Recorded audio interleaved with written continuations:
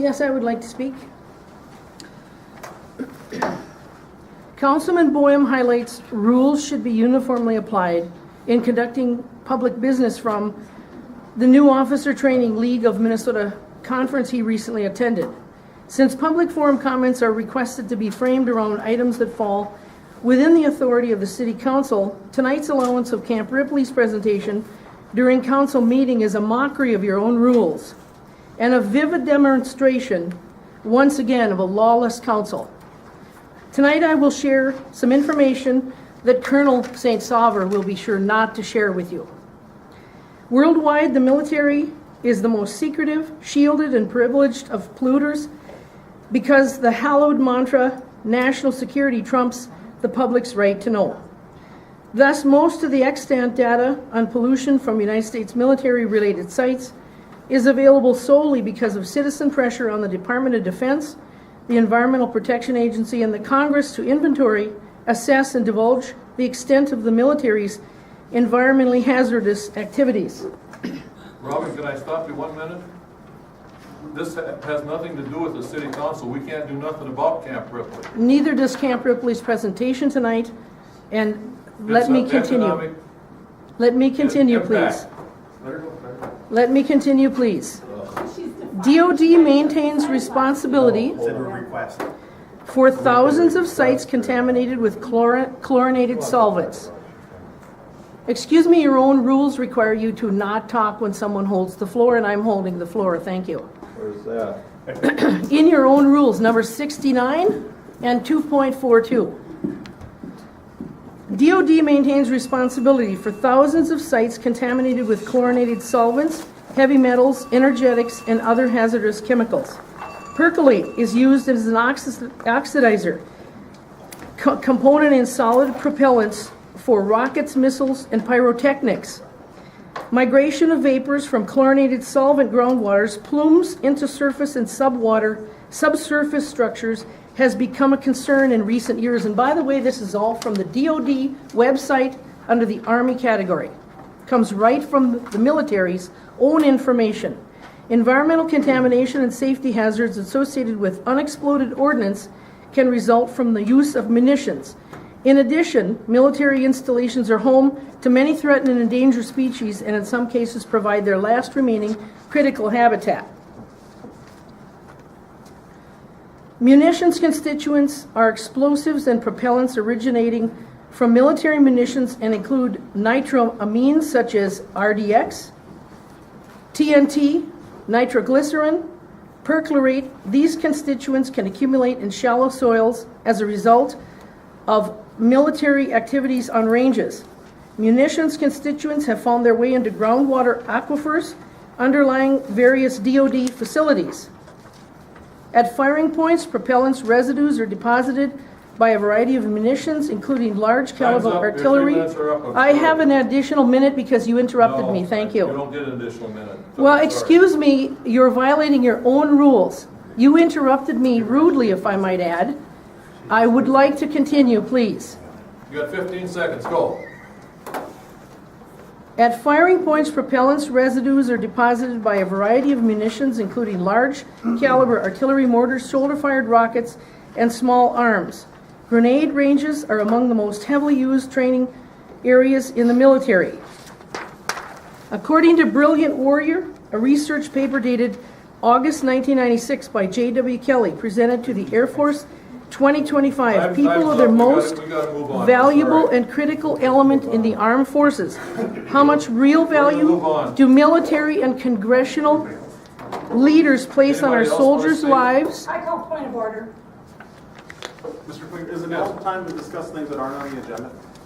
Yes. Okay. I was invited here tonight to talk about the 3-hour parking request. That's on our Regular agenda. it's on our regular agenda. I think. At the 7:30 meeting. 7:30 meeting. Okay, nothing's discussed now? Nope. Okay, fantastic. Thank you. Thanks. Little Falls Convention and Visitors Bureau. Excuse me, I would like to I would like to speak. There's speak, three other speakers here.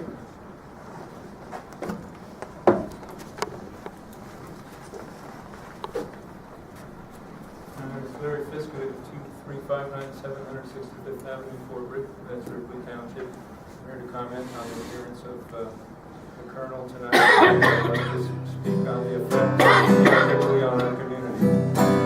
Every bird, every tree, every butterfly and bee, every little snow in the sea, every little baby carried on a knee. We need peace.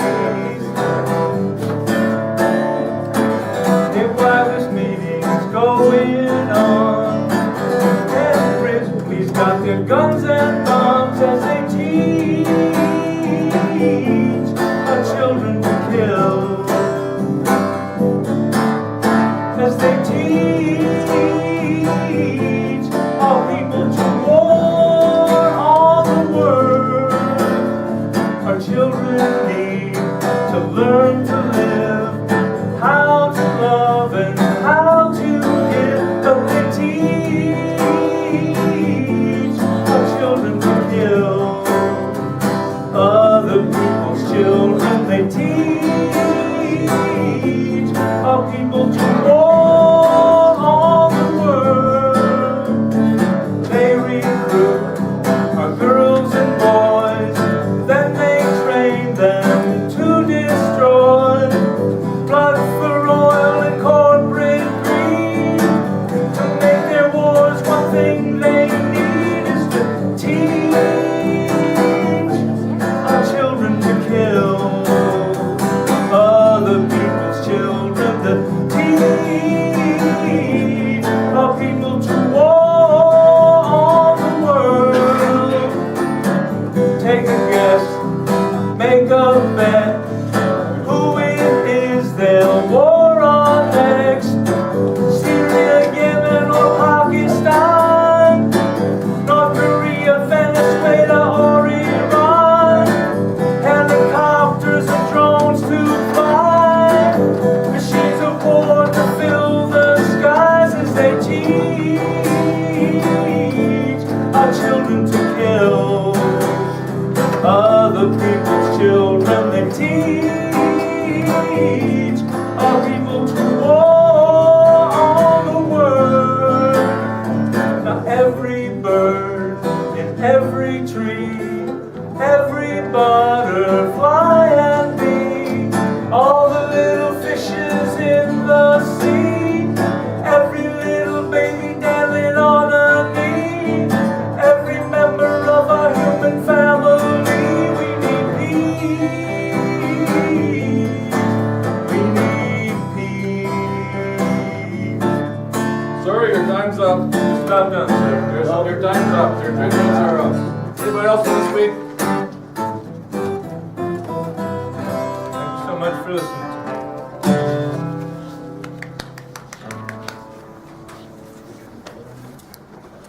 My name is Jody Scott Olson, 9251 Rosehaven Boulevard. I'm here, first off, I've never been to. Want to give her your address, please? Yeah, I did, 9251 Rosehaven Boulevard. This is the first time I've been to a council meeting, and I have to say that I'm absolutely stunned at the level of disrespect that the council members have paid to the community who came here for a very, very brief period of time that they had to speak. And I'll leave it at that. I'd like to, with coming of spring, garage sale season, I'm looking over the sign ordinance that the city's passed, and the fact that this community is looking at having to use their cars once again as billboards, clogging up the shoulder of the road. And I'm wondering what the city sees as the benefit of having passed this ordinance, the amount of time it's taking to enforce this ordinance, and to revise this ordinance, the burden it's put on the community, the burden it's put on businesses, and I drive past, Robin Hensel's house, and, she has a circus in her yard, which is not signs, and, so I'm just sort of wondering, what the city council feels it's accomplished for all of the time, energy, and resources it's invested in this, because it doesn't seem to have benefited the community, the city, or the council. Thank you. Anybody else want to speak? Yes, I do.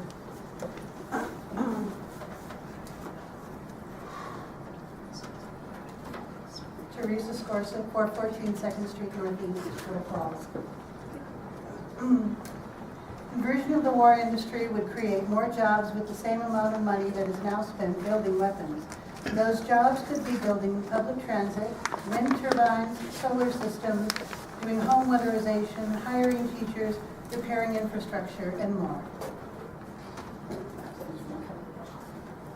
According to Brilliant Warrior, a research paper dated August 1996 by J.W. Kelly, presented to Air Force 2025, people are the most valuable and critical element in the armed forces. How much real value do military and congressional leaders place on our soldiers' lives while requiring exposure to these contaminants on a regular basis? Henry Kissinger answered this final question: military men are just dumb, stupid animals to be used as pawns in foreign policy. Anybody else want to speak? Well, we'll get into the information items. Full Falls Convention, Joe, come on up.